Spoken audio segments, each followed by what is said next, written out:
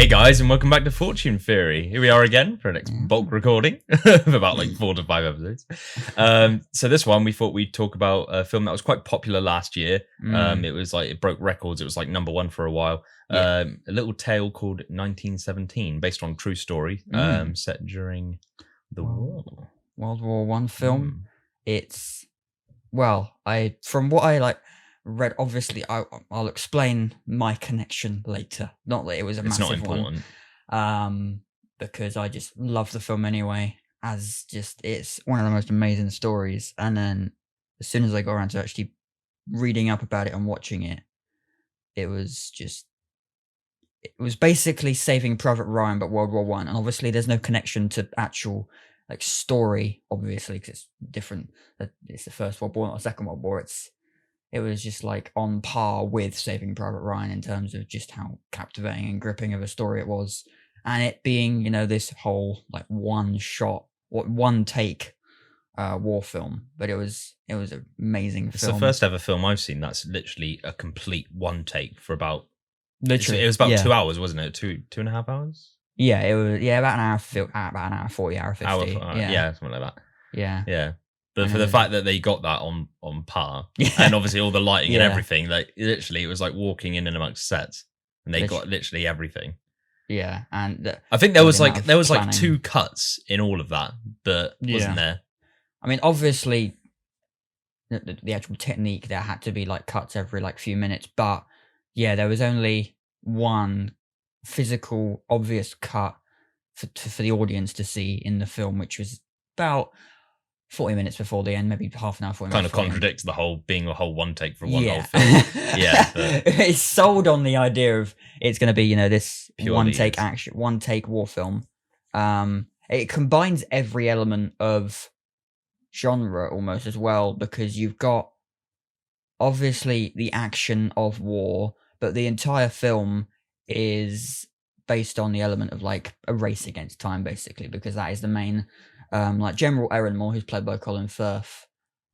He gives Lance Corporal Blake and Schofield both. I'll run through it for a second. He gives them both like the task of getting to Colonel Mackenzie at the line, because they're basically about to. Then that next morning, they're about to be obliterated by the German like enforcements, because sorry, a bit of feedback at the moment, one of our phones, but the Germans, it was, I can't remember the exact name, but this is obviously, it's based on a real event. Well, I think it's partially based on Passchendaele. I'm not 100% sure how close that is. Don't quote me, but I think someone said that was the point. Yeah. When they were doing background interviews for it.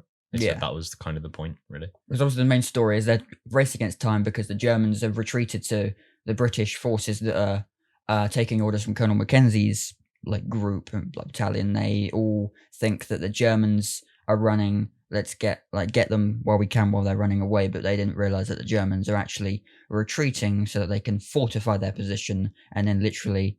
Spoiler, you know, if you've read right up on World War One or watched it, you find out that they actually they obliterate the British forces, our forces in the UK at the time, and then like that is literally the end.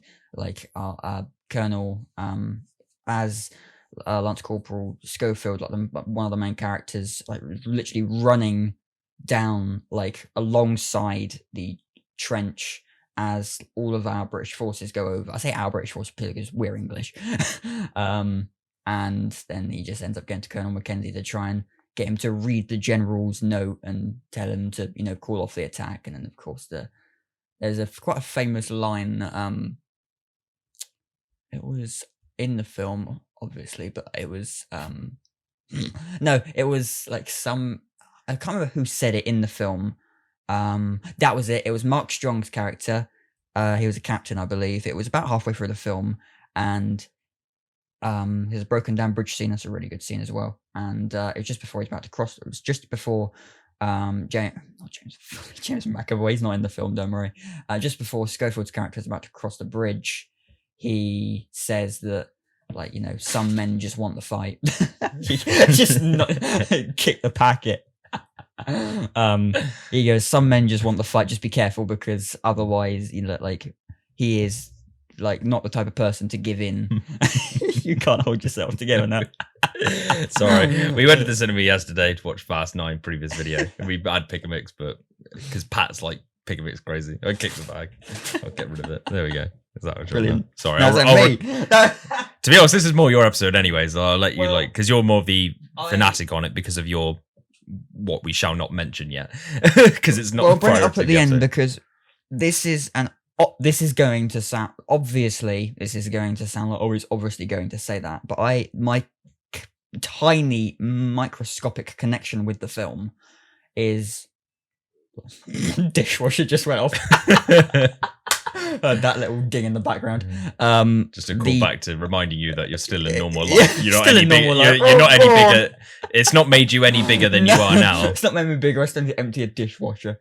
And so yeah, I'm not a washing machine. Anyway, I love the film just as a story, and it's obviously what has. Maybe it's just in my own head about it, but I just love the film as it is, and I was obviously extremely grateful to have my the luck I had to have my connection with it. But it was regardless. I mean, do you like the film? I'll stop talking for because we saw it. Did you see it for the first time? I saw it with you in the IMAX in Bournemouth, I think it was. Yeah, is it the IMAX fit? It was a super screen. It was a super screen. Yeah. I saw it in a mall in Bournemouth. Yeah. With you. And we were going to watch it in the IMAX in London after we went to a film festival the same day, but we were both so fucking knackered because we got up at like 4 a.m. to go there because we were guests. Yeah. But yeah, because we went to see I watched it with you. I loved the film. I loved the fact that it was vast majority of it was all just one cut. Yeah. Clearly shot over a period is just of like how they sold it, isn't it? Yeah. And this, like, it's one of those weird things where it's like those stories where you start off with the characters and you believe, all right, these are the guys you're going to follow, but actually, like, one of those two characters is killed. Well, I say characters, they're real people, obviously. One of them is killed like about a quarter of the way, just over a quarter of the way through, and then you're left with just one of them, and you're like, okay, so it's him now. Yeah, you know, so. That was not what I was expecting at all. No. And it's almost like there was almost like an arc, even though it's obviously a true story, like, you know, and obviously people have growth in who they are when they get older anyway. Like it's kind of like a character growth kind of thing, because he goes from being like the mature one to almost a bit insecure because of his own like situations. Because after his friend dies, he's alone to deal with this mission alone. He's got no backup, he's got no support. And the whole reason he's going, along with the main person they've asked to go, being the brother of the sergeant, who would be like, you know, has to be like sent home because he'd be, you know, because his brother's died now, so they need to keep the family going. Like that is that's basically that's basically yeah. Yeah, it's like that. It's that sort of thing. So well, that's the he has to rush there, even though, like, you know, there's no lineage for him. There's nothing that's making him specific to that mission, but that's not really how they do it anyway. But like because that's one of the because he's alone, he's got no backup. It kind of makes him look like he's just some idiot rather than like, you know, someone doing their job sent by you know, lieutenants to go. Because that's one of the main motivations. Lance Corporal Blake and Schofield, like Blake's character, Blake's brother is he becomes single-handed message boy, and and he. I don't think he gets found out for it, but they do kind of track him down, try and kill him, don't they? And obviously he's got no backup. When he goes to that woman and the baby in the little like hut underground, and then is basically running for his life from German fire. Whilst he's trying to get there, he's literally single-handed. He's got no support. No.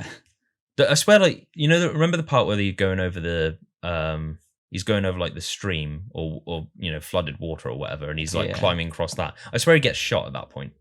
In the arm or something, because they're trying to shoot him, but I think they gash him in the arm. He's the main. Yeah, in the end. Sorry, I'm not familiar with the names. In the end, the two characters, like, because obviously Blake's character dies, it becomes just following the main character for the last like half an hour, half of the story, almost the last half. That's a question. Do you consider? Because I obviously just corrected you on that. People or characters because they're actors depends playing on what- people that are in past tense of life, but they're not characters. I guess it's based on because it's based on true story. It's so not because the actual story is a work of fiction, but it is loosely based on true events with true people. With, I guess, this might have happened. Yeah. But yeah, I think unless it's like a biopic, then it's people. But for the most part, I end up saying characters anyway. Yeah, I know. But, it feels offensive to say characters almost, like, you know. Yeah, I get what you mean. But the main, like, yeah, because what happened, that like he almost gets shot, Schofield, because he's literally running out of Acoust, which is like the French town, which is he has to try and get to the, like, what's the forest called? I forget what the forest is called, where the British troops are. Where a certain moment happens. But that was one of my favorite parts as well, not just for your little moment, but also the song "I'm a Poor Wayfaring Stranger." This is one of my favorite songs of early 2020. Really? Before all the shit went down. But I really liked that. That was really like actually, of like, not like the Acoust is one of my favorite scenes. Is like one of just my favorite getting a cappella like songs. That bit. Yeah, that took forever. But yeah, I love the Acoust scene where he almost gets shot by the Germans. Is like really gripping because it's like nighttime. It's almost getting light. They actually managed to do that really well. Because obviously it's meant to be like one continuous shot film, especially like the second part as well, carrying on. And they managed to transition from middle of the night to early morning, which is still really dark, almost pitch black, to basically early morning and it's daylight. And there's a lot of films that not even a long take, but if they are doing a long take film, they never normally get the transition from like darkness to like early morning sunlight, right? And within about 5 to 7 minutes, we had that transition. And it was only the second time I noticed it. And it was like really, I know it's a really like weirdly insignificant thing almost, but it's actually a really cool way, because a lot of the time I feel like it takes me out if I've noticed that, we've randomly gone from like, unless it's obviously a purposeful jump cut in the story, but this obviously isn't. They go from like really dark to near enough broad daylight of the morning within like a minute, whereas that like journey of him going down the stream after almost being killed and then finally near the forest and it's daylight, it works really well, obviously because it's half the time he's underwater as well. So you barely see it, but it just works really well. But we've almost eaten into our section of like long weird time needs anyway for the sake of our cameras. But yeah, 1917. It's a good film. It's available on Prime Video, I want to say. So if you wanted to watch that, I think it's like $9 or $12.99, but it's the platform it's on. Anyway, it's on Netflix. Is it on Now TV? I think Netflix? It is actually on Now TV, or it was anyway. But links below to see it. We'll find out where it is before we post this and put it on there for you anyway. But I was an extra, by the way, in the Wayfaring Stranger scene, and he's in the trailer as well. The shot where they're in the forest, literally when it pans around, you have a brother in the 2nd Battalion. And it's like, I think it's that moment where that's said by Colin Firth. They obviously you're in shot. You're like in shot, sat against a tree, look completely beaten up. It looks like you've got like a stick in your mouth, like some sort of farmer or something. Like that's the way. We'll add the shot in as well. You'll probably be thinking that doesn't look anything like him. I had friends at my old job being like, why is he faked that he's put on 1970? He actually was an extra in it. You just don't understand. It's hard to like tell people the truth about this. I was fucking lucky. We both auditioned for it, but I was in a rush that morning and forgot. You ended up passport. I had everything, but I forgot one thing that they didn't even tell me I needed to bring, which I feel like I should have done, was my passport. But everything else was brilliant. Everything else was on my phone. Bad luck moment. Everything else was fine, but I forgot my passport. So unfortunately, I wasn't prepared at that point, and I had loads of other things going on anyway. So when I did get a chance, I still And the fact that it you is wouldn't have complicated. been free anyway Not when it was happening, because because it I was was about up, 2 months. I was during, up and like, down. May and June that and I was up and down Manchester trying to get housing shit. your sorted. life done. Yeah, my shit at the time. At the time. But yeah, it's a really good film. Fucking feedback. I hope you didn't hear that too much. Yeah. But yeah, that's 1970. Please shut up, feedback. We need to airplane mode our phones next episode. Yeah, I do apologize. But anyway, we'll see you in the next one. We'll see you in the next episode. Thanks for watching.